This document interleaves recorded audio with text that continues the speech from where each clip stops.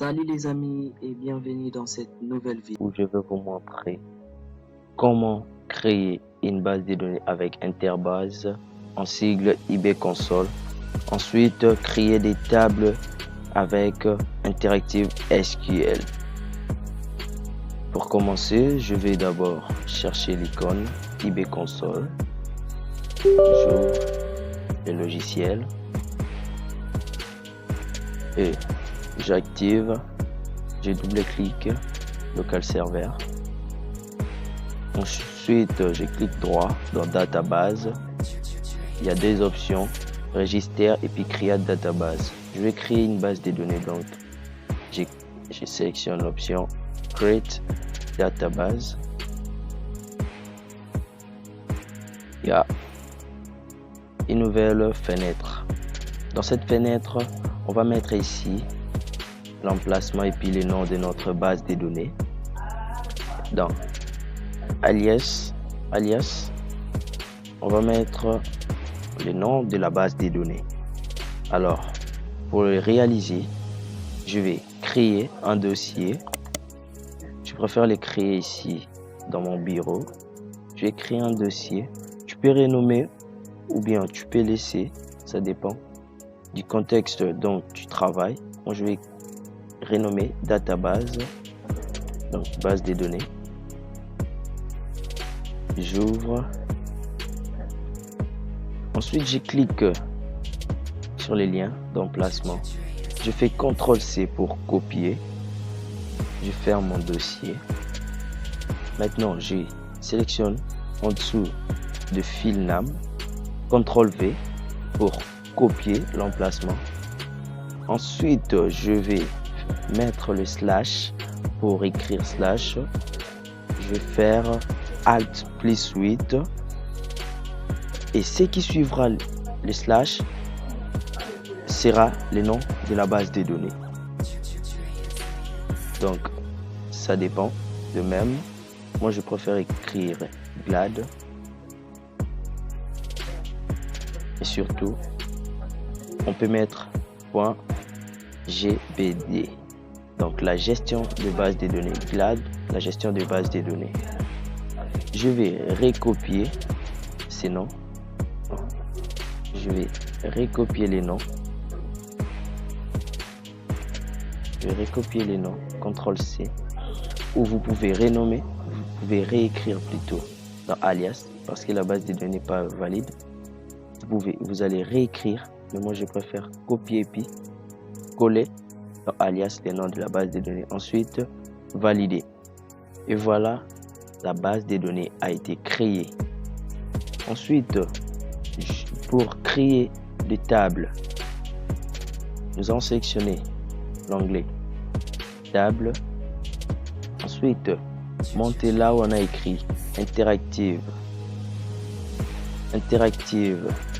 SQL, parce que c'est là qu'on va créer table. Il y a encore une nouvelle fenêtre. Là, maintenant, on va coder. On va essayer de coder un peu. On va débuter dans create table. Le nom de la table. Je vais encore écrire glad. Ensuite, j'ouvre la parenthèse. Je commence par matricule, par exemple. Le char. Le char, là, c'est les caractères. Donc, faut pas oublier les chars. J'ouvre encore la parenthèse. Le nombre de caractères que je peux mettre dans le matricule. Je peux mettre, moi, je préfère, vu c'est l'exemple, je mets par exemple 3. Ça dépend. Ensuite, not nil. Not nil. Virgule. Not nil, c'est pour mettre, c'est là que nous allons mettre, nous allons choisir le matricule. Comme nous allons mettre la clé primaire dans matricule. C'est comme ça que on a écrit not nil. Ça me fait ça. Ensuite, non. Je mets char. J'ouvre la parenthèse. Et non, on peut contenir, je peux mettre 25 caractères. Je ferme. N'oubliez pas les virgules. Poste non. Char. J'ouvre 25. De même. Je descends prénom. Char. 25. Ça dépend. Je descends encore. Le sexe. Char.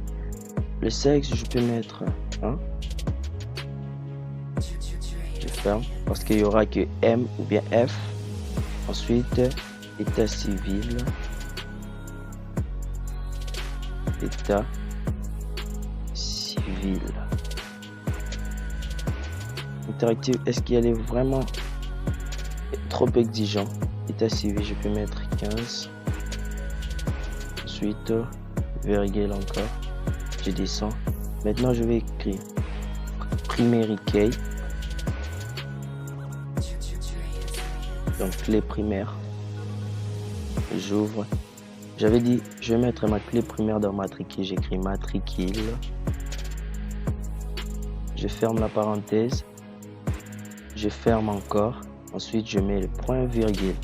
Et je pars dans execute query. Et voilà.